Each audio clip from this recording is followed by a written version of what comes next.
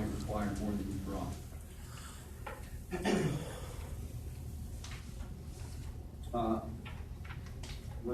I don't really want to focus on the manual because obviously there's plenty of other forums to discuss that, but I would like to address two what I think are critical areas of shortfalls tonight. One is material, and the other is funding. And inside material, that's a broad spectrum of capabilities, but I'd like to focus in on our fleet condition, the material condition of our fleet, which has been so much in the news lately, and then by serendipity, a couple of things have happened in the last few days that bring this thing right to a head and put it in the forefront. The gentleman mentioned in a blog post talking about a failure of our ladder truck on the scene of a fire yesterday, a 2-alarm fire. So we have 7 engines, a ladder, and right now 2 reserve engines, which our reserve fleet was normally at 3. One of them recently broke to the point of not being able to be repaired. So we're down to 2. Tonight, it's noteworthy that all of the apparatus in our reserve fleet are placed on the front line. So right now, we're in a situation where if one more truck breaks, you will be running a fire truck somewhere in the city with a pickup truck instead of a fire truck that brings water and a pump and hose. And this is happening much more frequently. And in my tenure on the fire department, it was sort of a rare occurrence, but it's becoming more and more lately. And the number really is, if it were to happen tonight, by way of example, it will be the 4th time in the last 10 days that we've been in that situation. I was personally affected the last shift I worked where I'm on a rescue company, which brings, in addition to the water and the hose, all of the extra tools that you would use to rescue someone from a trench or cut them out of a vehicle after an accident. And all that stuff was jammed in the back of a pickup truck. And of course, you can't fit everything, so you have to be selective about what capability you use. Because of our shortfalls, in my opinion, it comes down to the fact that we don't have a fleet replacement plan. And what's interesting to note is that a lot of our vehicles are from 1999 or earlier. And so there are a few recommendations on how to manage a fleet when it comes to fire apparatus, which is a costly piece of equipment, right? So 10 years as a frontline piece and then 10 more years as a reserve piece. But when you look at the mileage, essentially you wouldn't drive your car as much as we drive those fire engines with the miles on it before you would replace it. And then what happens is it forces us to buy things that we can get our hands on as part of a capital improvement plan or capital improvement reaction, instead of buying what we might specify that fits the task that we're going to have to accomplish as a city department. And then maintenance is a continuous issue. The preventive maintenance plan may exist on paper, but I can tell you that day to day it doesn't exist. We're constantly putting Band-Aids on these older machines to keep them viable and in service. Then we roll into the area of funding, which is down 65% since 2008. 35% of that is in the last 3 years. This is obviously a long discussion, but the bottom line is that's just our operating budget. And the second and third order of effects of that is a less safe fire department. And why is that? Because there's a smaller pool of firefighters now that are doing the same amount of work. So guys are coming back to work more and more often. The efficiency of the department goes down because we don't have enough people that show up. So the NFPA recommendation for a house fire is 17. We get that on the first alarm if we're manned appropriately for that day, depending on sick outs. But sometimes, every time we go to above a single alarm assignment, we're not able to produce that manpower.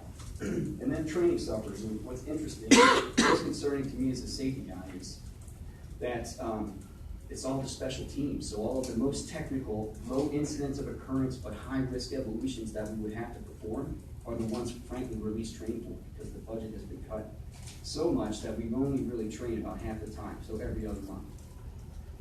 Obviously, it's a large topic. I'm over my time. I appreciate the opportunity to speak. Finish your statement. That's all I have. Sure, if you want, you go forward. It's very critical that you're here. I'm through all my points. I'm happy to take any questions. Yeah, I'll make a comment now. I think it's an embarrassment to the city. I think it's an embarrassment. I think it's a slap in the face to our firefighters who risk their lives every day. I think it's a slap in the face to the residents who are at risk. You're at risk. You go out there, if you don't have the equipment to fight a fire, obviously they're at risk with their lives. It's an embarrassment. Funding, the budget obviously comes from the mayor's office. Now, there is, and I talked to Mr. Glazier about this the other day, after we saw what happened in Allentown. Over the next couple of years with capital projects, there is like 1.6 million to 1.8 million, if I'm correct in that statement, that amount, that go forward. Go ahead, Mr. Glazier. in the 5-year capital plan the council approved, there is, I believe, a new fire vehicle in 2018, which is next year, for somewhere over $500,000. And in 2019, there are 2 additional vehicles, each in the $500,000 to $650,000 range. Well, you know what, sir, I definitely appreciate that, but and I'll tell you, it's now. Right. It's the now. It is, and here is my concern, and I don't mean to sound cynical, but firemen are the ultimate pragmatists because we are solving crazy problems you probably couldn't even imagine. And at the end of the day, I know that the union has participated in, for the last 9 years, budget discussions, and these sort of plans have been floated before. So for me, it's where the rubber meets the road. And those trucks back into the fire station for the first time, frankly, at this point, that's when we'll count them. And I just want to follow up, and this is just a little sidebar between us. You hit my Facebook today, I believe. Yes, sir. I'd be more than willing to sit down with you and have tomorrow, Friday, Monday, get more details so we can go forward and help the situation, because there's a tragedy right around the corner. Yes. And I pray that not, but I thank you for coming. I thank the fellow firefighters, but gladly. I mean, I'll give you my cell phone number, Ms. Allen, give me my private cell phone number, and we'll sit down and talk. I would really appreciate that. Absolutely. I can tell you that I'm proud to stand among the other 121 guys that every day bear that risk for the city, who was really the victims here of all this, if they're going to be here. And the bottom line is, we're in city council, we need to do what we have to do in conjunction with the mayor, but it does start at the mayor's office. Let's not kid ourselves, to help the firefighters and the police department and the paramedics to have the efficient technology, that they can do the job, the equipment. Bottom line, it's public safety. We'll talk. Mr. Hendricks, go ahead. Thank you, Mr. President. And I just want to add that I was at your union meeting a week ago on Monday, and I'm a little surprised that I read in the blog about these problems. Nobody said anything to me there at that meeting. Nonetheless, it's something that we have to deal with. And I contacted Mr. O'Connell today, and I suggested that he and I get together with your union and as well as management. Yes, sir. So, I was not at that meeting because I was on shift, and I can't attest to what was said there, but I know that we have been essentially warning of this crisis for the last 9 years. As I understand it, I've been on the department for 6, and all of these issues predate me. But again, anytime. But nonetheless, as chair of public safety, certainly public safety is a priority of mine, being a police officer as long as I was, and I certainly respect what you did. I took part in your Fire Ops 101 soon after we came on council, and believe me, it gave me a greater respect of what you guys respond to, and I've been there with your membership at the time, with some of your brothers in years past, before any of you were on the department out there, and unfortunately, even that manpower was a problem. I've been handling hoses also, and having, unfortunately, bodies carried out windows. Yes, sir. So we'll definitely look into it, and We'll set up a meeting. Mr. Allen, we'll do everything we can. Mr. Pierce, to make- give me your number of contact, and we'll contact you to set up a meeting ASAP. Okay. Any other, okay, stay there, Mr. Brady, go ahead. Thank you for coming, speak to us. When I read about the only one truck, I was very concerned. It's really unacceptable for the city of Allentown to have such a deplorable apparatus or equipment in your department. I think we can expand the universe here, perhaps, and if you invite us to your meeting, I'd also like to get it from you and probably ask some questions in regards to what's going on, and see how we can help the chair of the finance committee. And I want to make sure that we have the funding that you need in order to keep your department afloat and have the necessary equipment that you need in your department. No Hirschman was here, and I think it's true.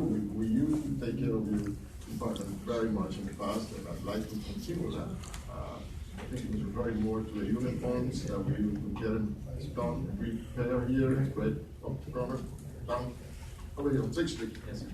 But in regards to the trucks, I have one question in regards to that fleet. You said there's no fleet replacement plan. Who's responsible for that? By my knowledge, sir, it's the contracted maintenance provider. We cleaned out, and we're the only department that does not, we're not allowed to have one, as far as our understanding is. What do you mean you're not allowed to have a replacement plan? It's not Our, because the union contract? our administration has put forth several times, and would like to put forth a comprehensive fleet replacement plan, short-term, long-term.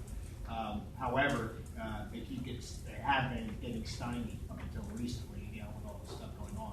They have been stopped from doing that. Apparently, all. Well, who's stopping you? I think, I can I tell you think the that short answer after is the the fleet switch. manager. I mean, we've got a fleet manager in Allentown, and the intricacies of that office I'm not aware of, quite frankly, but it Well, we seems, need to- and that's where it's We need to make sure we get that done and completed, because I mean, it's really unacceptable for us to have something like this. And there's a fire someplace, and it doesn't matter where it is, who it is, I'm sure they want that fire turned off. And it seems that, and this gentleman spoke about, the fleet manager is delaying the repair of certain things because they're saying parts, I heard something about parts not being available, and that delays in 2 days, becomes 4 days, and I'm getting what you're saying. Right. That's why we need to sit down and talk. I love my job, which means I can regale you about the intricacies of the hows and the whys of the fire department. So the wave top discussion I laid down here about not having enough vehicles and then not having enough vehicles that are repaired in a timely manner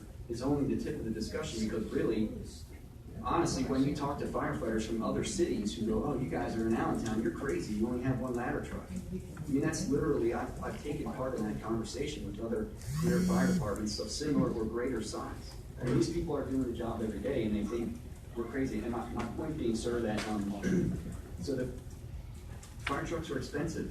It essentially falls into the realm of a capital improvement, when realistically, there are ways to lay out financing. I know that the chief in my department has done this stubby pencil work to figure that out on a recurring finance plan, and I don't think it's built into the budget. Now, I'm well into the realm of my own personal opinion here, but. That's why we need to sit down and talk with the Public Safety Committee and myself as president and Mr. Gliddy. Yes, sir. Yeah. What is you said you have some reserve equipment, or you have a reserve truck now? Yes, sir. What's the, how is that going? What is the position on that? So on a day-to-day basis, the Allentown Fire Department is running at 100% capacity. We have 7 engines and a ladder truck, and then several pickup trucks, a chief's vehicle, and then 2 fire engines, which pump water into the fire, and 1 ladder truck that, in my estimation, should be at a firehouse staffed and running, not sitting in a parking lot somewhere, but it does for now. And those are in case one of our frontline pieces break. Are they functional, the ones that are sitting out there? Well, like I said, sir, so I didn't run through the numbers, but essentially our reserve apparatus, if you look at the 10-year frontline piece, and then another 10 years as a reserve piece, some of them are outside of that number. And so when you look at the fact that our 2 reserve pieces that are sitting in a firehouse tonight responding to calls of 1994 and 1995, and I promise you, you would not drive your own car with the amount of miles that those trucks have on. And so what happens then, when you go out to fire, little things break. There's a thing where it's called a pressure relief device, and you can set it so that, because water is flowing, and it's flowing through different diameter hose lines, so when you shut one, it might spike the pressure on another one. Well, that device exists to prevent that. So now if you're inside and that device is not working, and they close the line outside, and you're the guy on the inside, you just get all that extra back pressure, and it makes your job difficult, if not dangerous. So it's little things like that, because the vehicles are over 20 years old with 130,000 miles on them, that make the job, frankly, dangerous at times. And I've been on fires where we couldn't close a valve that needed to close, because the vehicle's just old. I have a question. Well, Ms. Apple, go ahead. For Mr. Messinger, maybe you can help out here with the fleet department. What can you do to help? Isn't this part of your department? Yeah, and I have to say, I mean, the fire department, the chief is on the fleet committee that meets monthly. We're well aware of the issue and the replacement needs. Like anything else, we put forth what we feel needs to be replaced. There have been, we are putting on saying that, there is a need for it. Like anything else, it's the funding for the part of it. But I can tell you, we're putting together, again, a 5-year capital plan to hand to the mayor and to finance, and believe me, we have fire trucks. We're hoping to get one, I know right now, as one of the Pierce demos that we're looking at because we know there is a need for it right now.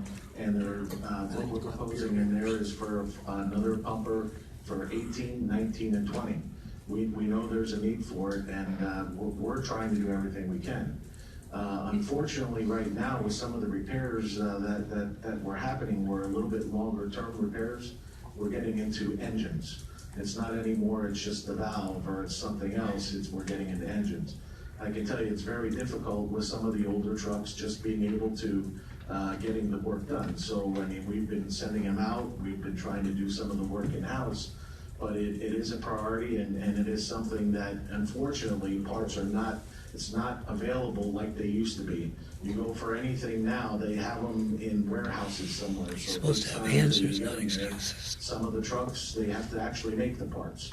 It's very unfortunate. And believe me, we need to get back on a replacement plan for it. And I can tell you as for the fleet end of it there, we are proposing it. Yes, sir. I can appreciate the idea of putting good money into that whole piece of apparatus. But like I said, firemen are the ultimate pragmatists. We just want to know that the pump is going to keep working across the third quarter. Understood. They break down all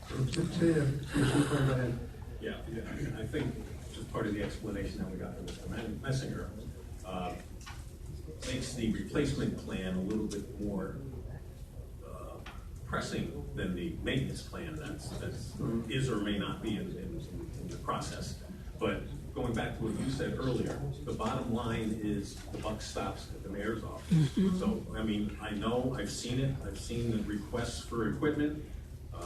I've been there and they get cut. So, I think that's the bottom line where it stops. So That's how we started the conversation. I guess that's where we're going to end it, but we need to talk. We'll talk. Yes, sir. Yes, sir. Thanks so much. Okay, you're very welcome. Got it, I'm sorry. Sorry. I sort of stopped you there, I'm sorry. Sir, for the record.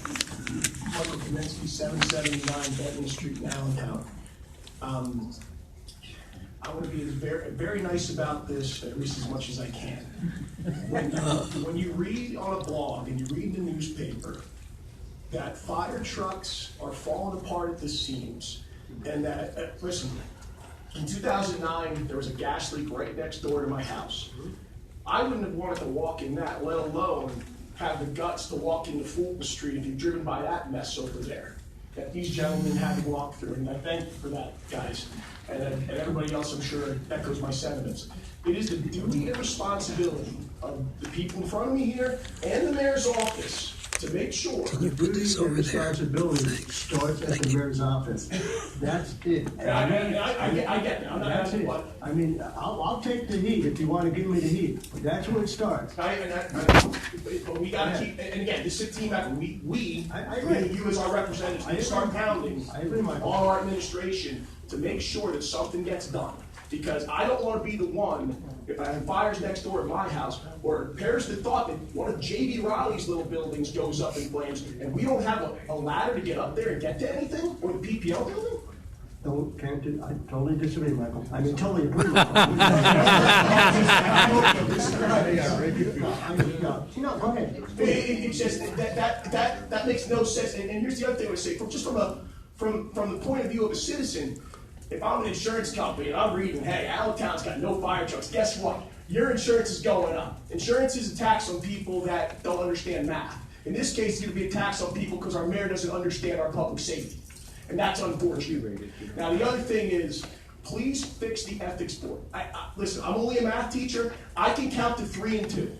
3 Republicans and 2 Democrats, or 3 Democrats and 2 Republicans. And again, it's a simple process. And again, it's in black and white. And I know I'm fired up, and I'm not. This is not directed at you. We go way back. And again, it has to be appointed by the mayor. Okay? And right now, there's 4 Democrats and 1 Republican. Mr. Gallo's going to drop off. We got 3. We need to get another Republican. What's he going to And drop I'll off? paraphrase what I used to say to my kids on the basketball court. If you This can't is a count to problem 3, also. you need to get off the court. Thank you. Thanks, Mikey. Thanks. Spoken like a good basketball coach. Second rule, right, Michael? Mr. Rollins, how are you, sir? Hopefully he don't see people fired up. Definitely agree with Ms. Kaminsky. You know, I think there's a lot of blanks to go around with that, considering that we can't forget that, yes, it starts at the mayor's office with the budget, but I would say, because we have 7 councilmen plus Mr. Glazier as our city controller, you are our check and balances, and you are here representing our interest, the interest of every taxpayer, letting him know, here's your budget, and we're sending it back. It needs to be adjusted and amended to include this, this, and this, because these are vital services that we need in our city, and things that we can do to address wherever shortfalls that we have. You know, I mean, I'm sure there's a lot of, everyone would share the same, just the same spirit, in the sense that it's ridiculous that we have a fire truck breaking down in the middle of a fire. That's dangerous for them, that's dangerous for the people. But I would encourage, and I'm sure some of you do, but every city council member should be visiting these departments and talking firsthand with our fire department, with our police officers, because sometimes we all know that we gain more information talking in casual conversation with the guys who are on the job. Sometimes, you know, I guess our superiors might, you know, look over the little things, but the guys who are there dealing with it, they'll be like, no, this is what I need, this is what we need. So that's one issue. And again, Mr. Glazier should be auditing those departments to say, what is our uptime, what is our downtime, where money is being inefficiently spent, and where we're having gains, so we can maximize the efficiency of our dollar. Aside of that, I'm gonna remind all of you that the day that I interviewed for city council, I pointed to, I believe it was 46 positions that are now in the parks department. When we did the water lease, the pay of these people, 46 city employees, was split between the water department and the parks department. So only half of their pay was actually on the city's dollar.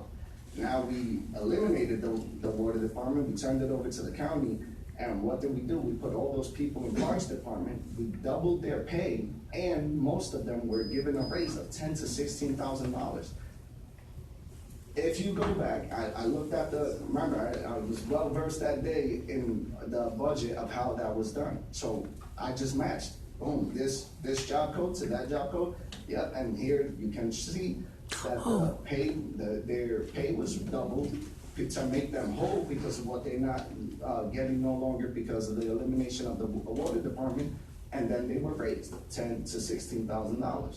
So, you know, I would like to remind council that our city is not a jobs department, and while I can understand that, hey, you feel for the people, for their pay, their families, it's not a jobs department. So, and that was an estimated $5 million that we lost doing that. So, you know, what I would say is we need to make better decisions, and we need to consider that on the cutting room floor when we were penning the plan for the water lease, that we can protect those jobs by the county, not do what we did and now, oh, well, we're just gonna chuck it up to the taxpayer. So, Mr. Kern, items for the record? Joint Kern, 252 East Walnut Street, and I'm just going to talk about the fire department and the issue with their equipment. When I saw the blog post, I was like, ridiculous. I mean, this again, you know, several years ago, I used to do news freelancing, and I remember there was always 2 trucks that responded to calls, not one. Now we have one responding to the little manpower. Now we have issues of trucks breaking down. I mean, it's ridiculous. What's going to happen if there's a big fire and they don't have the engines and the fire trucks to get there? I mean, are they just going to burn to death? I mean, seriously. These engines and ladder trucks are breaking down constantly. It's not just a new issue. This has been going on. I came here 2 years ago and complained about this, and nothing was done. When they first got truck to KME, it broke down at its first fire. I remember listening to it on the scanner, hearing, oh, our ladder trucks, they couldn't get the water to work. I mean, that's ridiculous for it to break down on its first fire. And it also had issues with it on the 9th Street fire, the vacant property that just burned down. It was having problems. Now you have another truck breaking down again. So this is an ongoing issue that needs to be addressed by City Council and the Mayor's office. In my opinion, we should have 2 trucks in service, 2 ladder trucks. I mean, we have all this development going on downtown. What if there's a fire at one of these buildings, and you guys can't reach the people trapped? And you're putting the lives of the residents and the firefighters at risk. I mean, it's setting up for a lawsuit, basically, in my opinion. If someone's gonna, this is gonna be in the news, that we have apparatus breaking down, and these firefighters deserve to have their voices heard and deserve the proper staffing and proper equipment to fight these fires. Because they're the ones risking their lives, not us. Agreed. And if my house is on fire and I have a pickup truck coming down to fight the fire, I'm like, what are they gonna do? I'll stand there and watch it burn. They can't do anything until more engines show up. And that happened as well, where we, on Delaware Street, where a pickup truck was the first one on scene. It's ridiculous.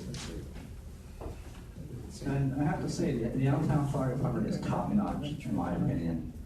They are quick at getting on scene. They are quick at fighting the fires. I've watched them in person doing this. They're awesome, and these guys deserve to have the proper staffing and equipment. I can't stress that enough. I don't know what else to say. I mean, this is not the first time that this issue has come up, and it needs to be addressed, and it needs to be addressed now. Thank you, sir. Mr. Ringer? Very good. Name and address for the record, please. Don here, 1801 Liberty Street, Allentown. I thought we were a city without limits. That's the tagline. Yeah, so the perception out there right now, don't laugh at me, Roger, please. So the perception out there is that the Allentown School District prevents people from moving into the city, and that's a fact. Now we have the perception out there the Allentown Fire Department equipment doesn't work. But yes, last week, Fed Ed said he had $18 million in a reserve account. Now, why can't we use some of that money to buy a fire truck? It saddens me to see these guys, who do a hell of a job.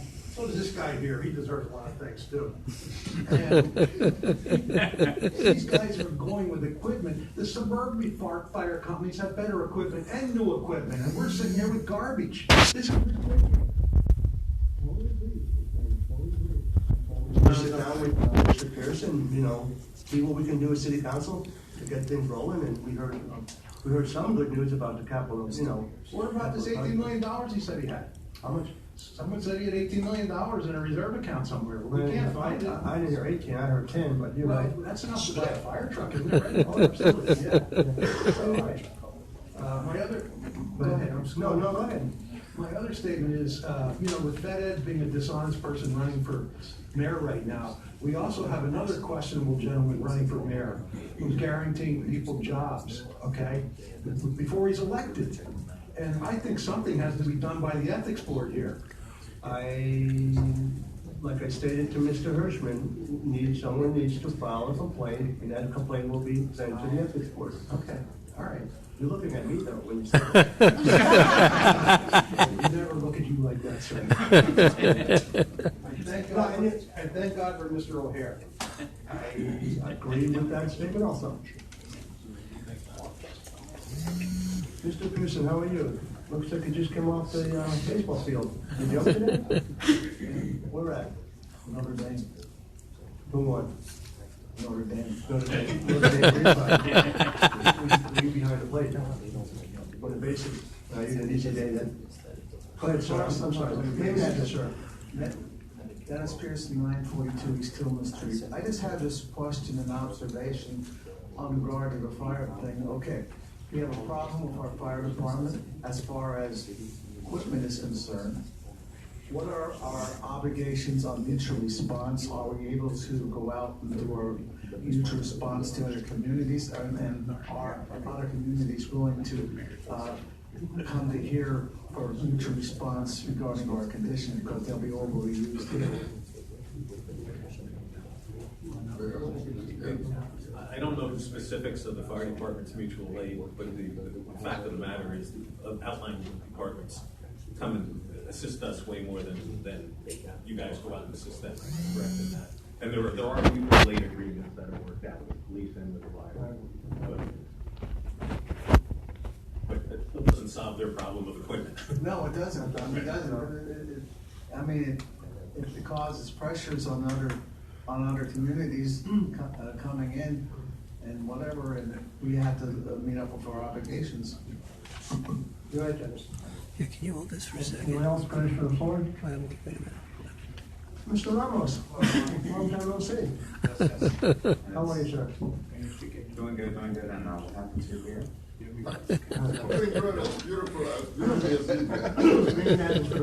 Stephen Ramos, 3125 Mahoney Mountain Road, East Penn Township, Pennsylvania.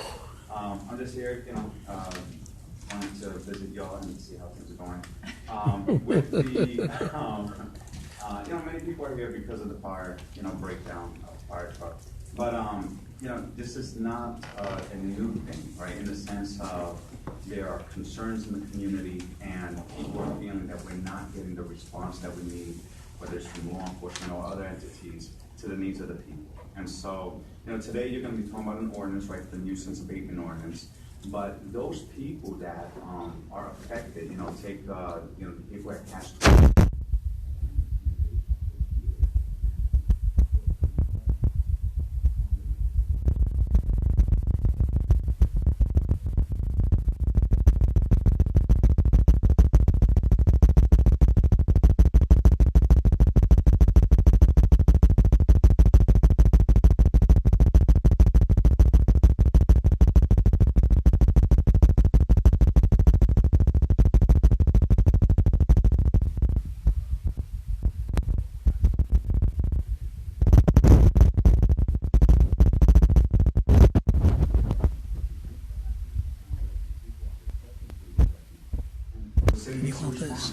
They need to respond with that presence rather than with just an ordinance to penalize them. All right. Yeah, thank you, Mr. Ramos. Hi, Robert Gardner. Robert Gardner. Name and address for the record. 1920 West Whitehall Street, office 1101 Hamilton Street. With respect to the fact that, you point out that people have to file a complaint, that's the way to get the ethics board in order. I believe, I'm trying to put you on the spot, it's been reported that you filed an ethics complaint about Jaime Gonzalez. That it was reported in one call about his doing campaign activities. I think there were 6 members of the council that filed that. Okay, I thank you. I don't mean to, I was just saying that there is an ethics complaint pending, so that what you're saying, there will be a resolution because there's an ethics complaint pending before the board right now. So they're gonna have to either say they can't handle it, or they're gonna have to get people to handle it, is that right? Are you talking about the complaint that Mr. Hendricks filed with the ethics board? Yes, the entire city council. That was heard by the ethics board. It was heard, and an opinion has been rendered, and the opinion is not public. But in other words, even though there isn't a proper balance between Republicans and Democrats, they still made a decision. That decision, because of what the solicitor said, that decision will be final. So the ethics board is going to function unless there's a lawsuit to challenge the ethics board. The ethics board is going to function because of the solicitor's opinion. Right? Am I making sense? Yeah, you're making, you're pretty accurate there, but I'll go to Ms. Holbert. The ethics board can't have 4-1, it has to be 3-2. Go ahead, Mr. Holbert. So the solicitor's office as employees of the city isn't actually involved with the ethics board. So we have no involvement with their day-to-day operations. Well, not day-to-day, but you get where I'm going with. But as to its makeup, I believe that was an opinion issue before I started. It was an opinion long ago, but it is supposed to be at least 2 of each, the majority and minority party, the Republican and Democrat. I thought Susan Weil recently issued an opinion that the ethics board could make decisions with its current makeup. I wasn't part of that discussion if there was, so I can't comment on other opinions that were rendered by their solicitors.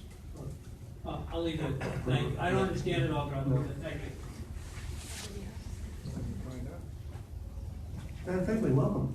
It's been a while. I know. I'm like, it's been so long. I'm actually wearing reading glasses now. Battery's dying. Battery's dying. It's at 5% left. Yeah, I know. I got First, I am That's a good way to avoid it anyway.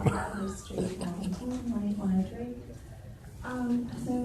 So quickly, regarding nuisances, if you guys aren't on Facebook, please get on Facebook. One second. Spend a lot of time on Facebook because that's where your constituents in the community are addressing issues.